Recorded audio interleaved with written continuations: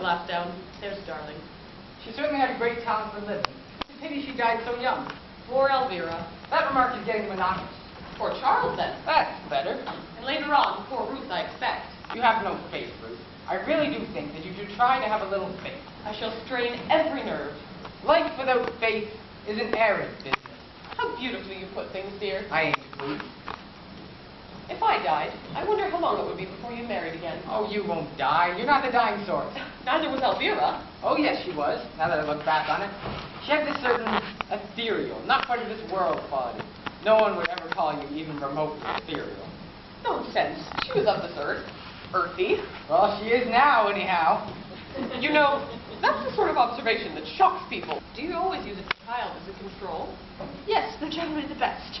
Children are undoubtedly satisfactory once they get to know you and learn your ways.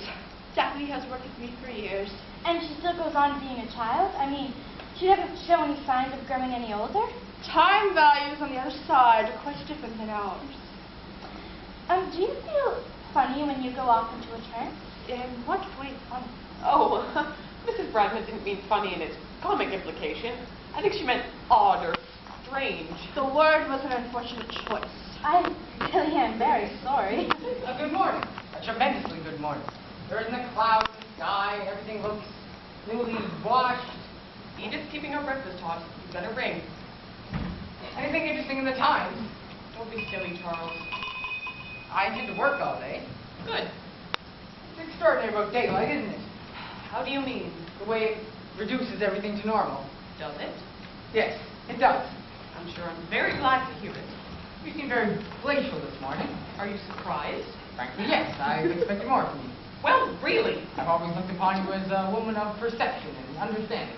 Perhaps this is one of my off days. Good morning, Edith. Good morning, sir. Feeling fit? Yes, sir. Thank you, sir. How's cook? I don't know, sir. I haven't asked her. You should.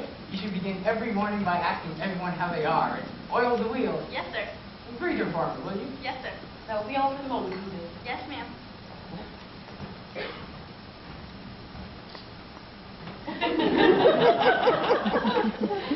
Wish you wouldn't be facetious with the servants, Charles. It confuses them and undermines their morale. I consider that point of view retrogressive, if not downright futile. I don't care what you consider it. I have to run the house and you don't. Are you suggesting that I couldn't? You're at liberty to try.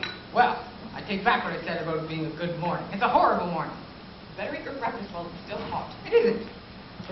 Now look here, Charles. In your younger years, this display of roguish flippancy might have been alluring.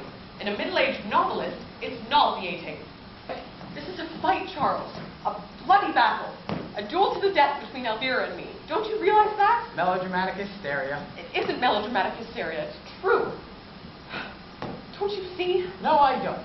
You're just being jealous again. You're imagining things. Jealousy can cause people to have the most curious delusions. I'm doing my best not to lose my temper with you, Charles, but I must say you are making it increasingly difficult for me. All this talk of battles and duels. She came here with one purpose and one purpose only. And if you can't see it, you're a bigger fool than I thought you. Don't be absurd. What purpose could she have beyond the natural desire to see me again? Her purpose is perfectly obvious. It's to get you to herself forever. That's absurd. How could she? By killing you off, of course. Killing me off? You're mad. Why do you suppose Edith fell down the stairs and nearly cracked her skull? What's Edith got to do with it? Because the whole top of the stair was covered with axle grease. Cook discovered it afterwards. You're making this up, Ruth. I'm not. I swear I'm not. Why do you suppose when you were lopping that dead branch off the pear tree that you fell? Because the ladder had been practically sawn through on both sides. Why would you want to kill me? I can understand her wanting to kill you. But why me? If you were dead, it would be her final triumph over me. She'd have you to herself on her damn astral plane, and I'd be left high and dry. She's probably planning some sort of spiritual remarriage. I wouldn't put anything past her. Ruth. Don't you see now? She couldn't be so sly, so wicked. She couldn't. Couldn't she just? I grant you that as a character, she was always very light and irresponsible, but never could have believed her capable of low cunning.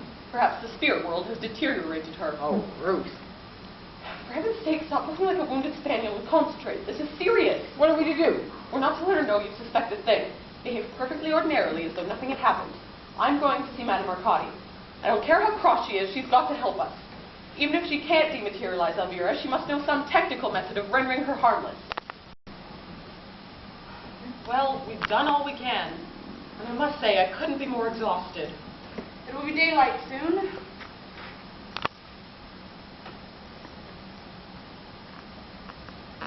Shouldn't that clock be ringing?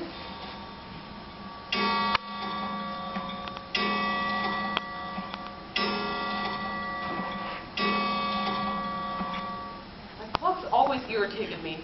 Strikes far too slowly. It was a wedding present from Uncle Walter. Who's Uncle Walter? Elvira's. Well, all I can say is that he might have chosen something a little more different. That were really all you could say, Ruth. I'm sure it'd be a great comfort to us all.